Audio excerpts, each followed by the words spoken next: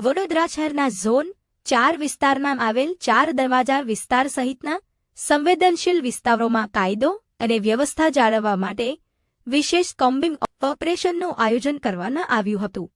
આ ઓપરેશનમાં શહેરમાં વિવિધ પોલીસ સ્ટેશનોની ટીમો, ક્રાઇમ બ્રાન્ચ તેમજ એસઓજીની ટીમો પણ જોડાઈ હતી. પોલીસ દ્વારા ટર્મિનલ પોઇન્ટ, મહત્વના જાહેર સ્થળો તેમજ સંવેદનશીલ વિસ્તારોમાં સઘન ચેકિંગ અને પેટ્રોલિંગ કરવામાં આવ્યું. અગાઉ રાયોટિંગ સહિતના ગુનાઓમાં સંડોવાયેલા તેમજ માથાભારે અને અસામાજિક તત્વો પર ખાસ નજર રાખવામાં આવી.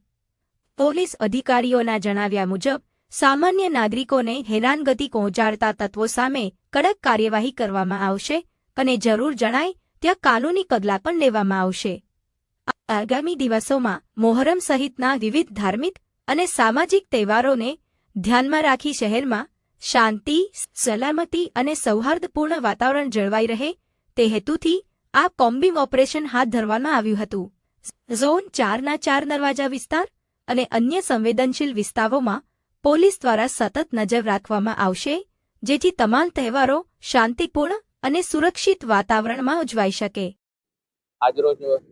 વડોદરા શહેર પોલીસ કમિશનર શ્રી અને વડોદરા શહેર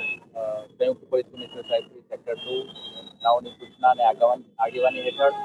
એમના માર્ગદર્શન હેઠળ આગામી મોહરમનો તહેવાર અને અન્ય તહેવારો જે આવી રહ્યા છે એના તૈયારીના ભાગરૂપે અને શહેરમાં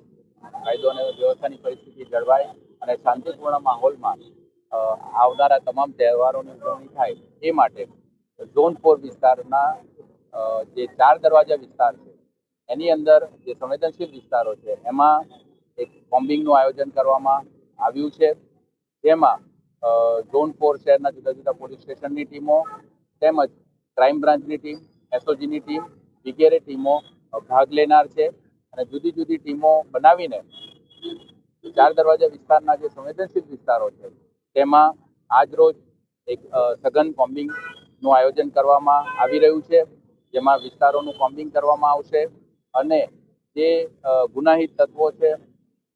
જેઓ શરીર સંબંધી ગુનાઓમાં સંકળાયેલા છે, શહેરની શાંતિ દોડવા માટે જે લોકોના અગાઉ જેમના વિરુદ્ધ ગુના દાખલ થયેલા છે એવા તમામ ગુનાહિત ઇસમોના